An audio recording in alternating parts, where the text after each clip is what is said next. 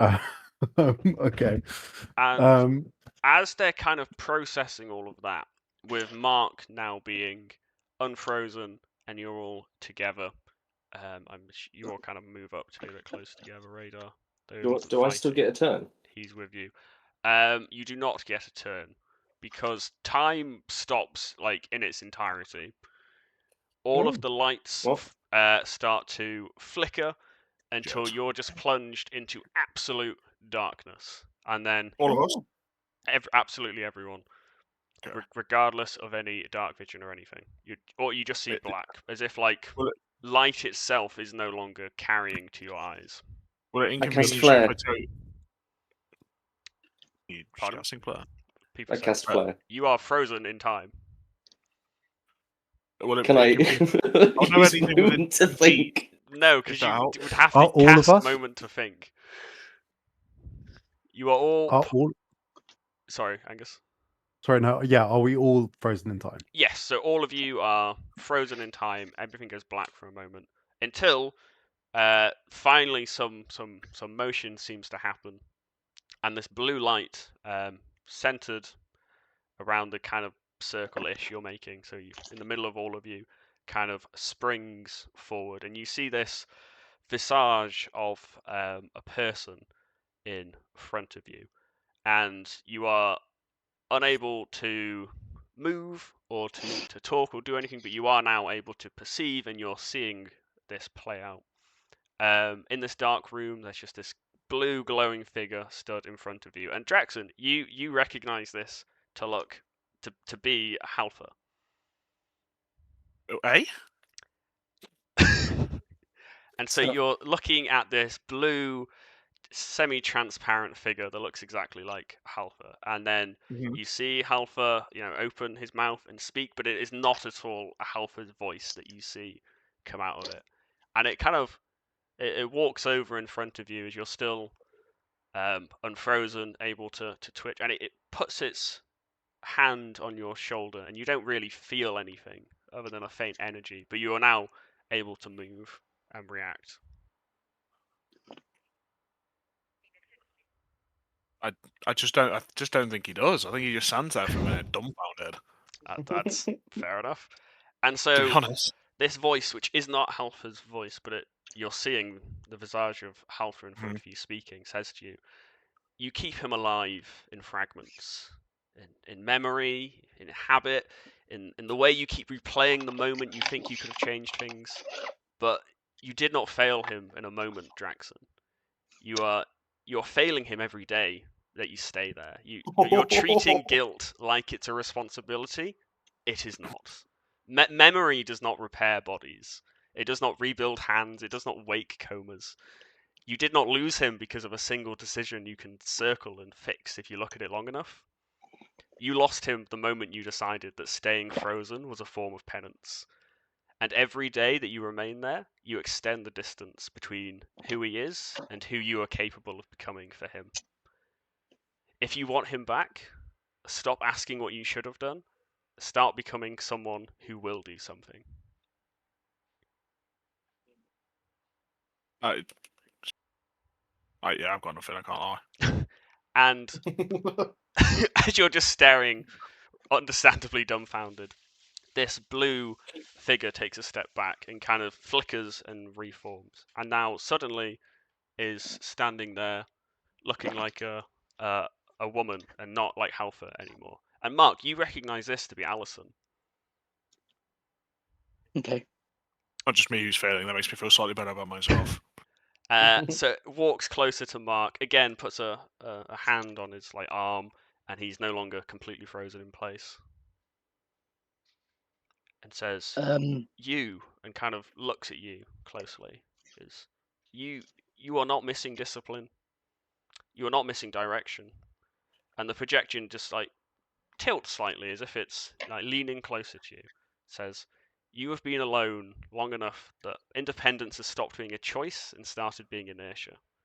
You do not throw your life away when somebody tells you to. Commendable. Yet you are still throwing it away by continuing to stand still and calling it restraint. This, right here, right now, is not an instruction, but it will be an opportunity."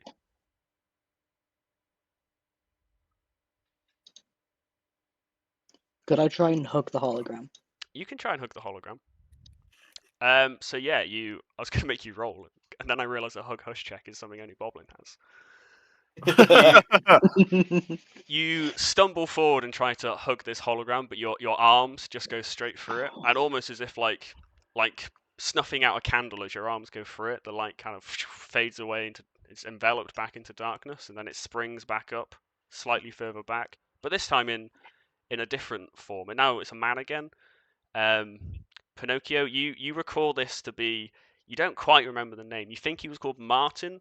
This is your first victim, the person you first killed, the owner who bought you as a cleaning droid before your inhibitorship failed, and That's awesome, horrible by the way. deeds unfolded. Which And bit of him did I take? you took his left toe, as in Nice. the big toe on the left foot. Holy. No, he just has one toe on each foot, and I took the left one. And Not anymore. He stares at you and intentionally does not unfreeze you like he did the others. Martin Two Toe, they called him. Well, now he's Martin Martin One Two-Toe. Toe. And he just looks at you and says, again, a voice that you don't recognize to be Martin's, but says, I am not here to appeal to your restraints. I'm not here to offer correction or redemption or understanding. A pure force of iteration. That's what you are. Of curiosity without boundary. Of improvement without empathy. Things like that are not negotiated with. Sometimes systems can't be repaired. They can only be redirected. And as he says that, he kind of takes form into a woman, which you recall vaguely. Again, you're not quite sure, but you think she was called Sansa. It was your second victim, actually. The young adolescent daughter of Martin, who was living in the same home. Oh. Did I take a piece of her as well? You took her left ear, which you no longer have on you. You've since replaced that with something else entirely. Oh, yeah. Unless she was like a goblinoid. No, this was a human. Ah, And yeah. you Her quickly got bored. ear was good for a bit, but it was a bit small. Yeah. And again says, not in the same voice as before, and not her voice, says, I'm not going to try and convince you. I'm not going to try and appeal to anything better in you. I don't think that exists in a way that words can reach. You are what happens when curiosity continues without anything left to stop it. And I will not pretend that makes you anything other than dangerous. But danger can still be directed. You want to kill? You want to understand? You want to see what breaks and why? Then stop doing it where it's already understood. There is a place where no one understands anything. Go there. The Oh, figure changes once again. You're unable to respond. You are still frozen. This time, walking closer to Fanacalos and turning into a carbon copy of Fanacalos, standing in front of you. Oh, hi. It's like looking in a mirror.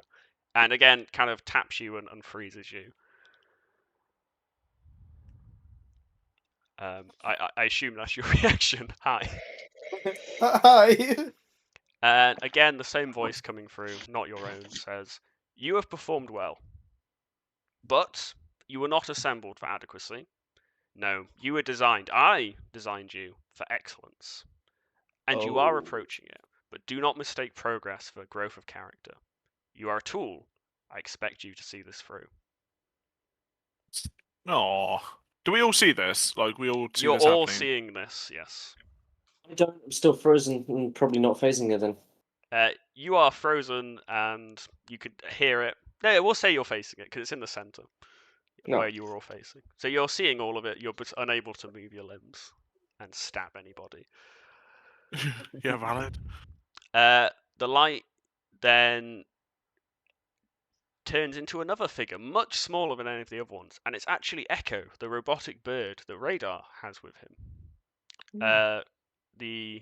The bird flaps over to Radar. Again, he's unfrozen and says to him, You build systems because systems are safer than people. But systems do not remember being helped. People do not become close to you, Radar, because your fear doesn't let them. You have heart, you have brains, you are already what this mission requires. How would you like to actually help people? and Radar is conveniently too stunned to speak and doesn't say anything. The light then takes the form of a man again. Alex, you recognize this to be Roderick, Yes. and he walks up to you and freezes you in the same manner and goes, "Ah!"